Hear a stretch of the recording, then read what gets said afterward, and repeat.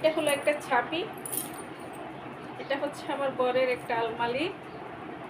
আজকে আপনাদের সাথে শেয়ার করব এই আলমারির ছাবি দিয়ে খুলে উনি আলমারির ভিতর কী করে রেখেছে। তো হ্যালো বন্ধুরা, কি আছে কি নেই এটা ভাবলে তো হবে না। যা আছে আলহামদুলিল্লাহ, যা নেই ইনশাল্লাহ। চলুন আমার সাথে।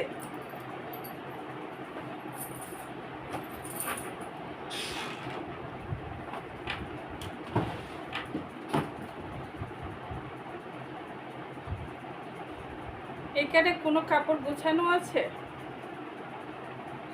এখন আমি যদি ওনাকে বলি এরকম কেন করেছো, উনি আমাকে উত্তরে বলবে তুমি কি জন্য আছো, তুমি তো একটু গুছিয়ে রাখতে পারো। বাবারে আমি তো সবসময় গোছাই, কিন্তু উনি একটা নেবে, টান দিবে, সব এলোমেলো করে সব পড়ে যাবে, সব আবার গোছাই ওভাবে রেখে দেবে। এটা কি হয়? আমার মতো আর কেউ কেউ আছো এরকম অত্যাচার সহ্য করতে হয়?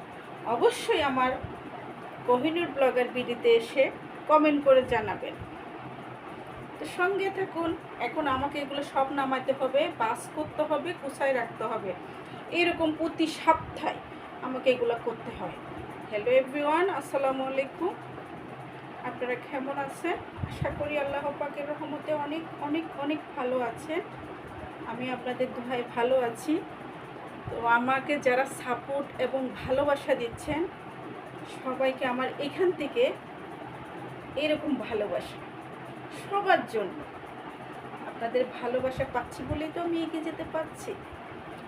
ফেসবুক প্ল্যাটফর্ম এমন একটা জায়গা, সেটা হচ্ছে শুধু ভালোবাসার জায়গা।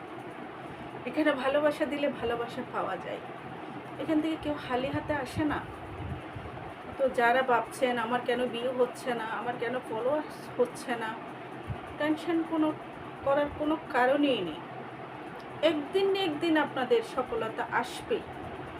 আমি যেমন এত ধৈর্য ধরা হয় নেই, আপনারাও অবশ্যই ধৈর্য ধরে থাকবেন, সুন্দর সুন্দর কাজ করবেন, সবার কমেন্টের রিপ্লাই দিবেন, সবাইকে ভালোবাসা দিবেন, আপনারাও ভালোবাসা পাবেন। এখন আমাকে এটা গোছাতে হবে, এটাই হচ্ছে ভালোবাসা জামাইয়ের প্রতি, বুঝছেন? আর এটা যদি গোছানো না পায় না, বলবে তুমি কি করো সারাদিন, ঘরে বসে বসে কি করো? এই প্রশ্নের উত্তর কে দেবে? এখন আমি এগুলো সব নামাবো, সব নামায়ে সুন্দর করে ভাঁজ করে আবার গুছিয়ে রাখবো। তো সবাইকে অসংখ্য ধন্যবাদ আমার অত্যাচার সহ্য করার জন্য। আর একটু ভালোবাসা, আমি আপনাদেরকে ভালোবাসা দিব, আপনারাও আমাকে ভালোবাসা দিয়ে দেবেন। সবাইকে ধন্যবাদ। আসসালামু আলাইকুম। টাটা।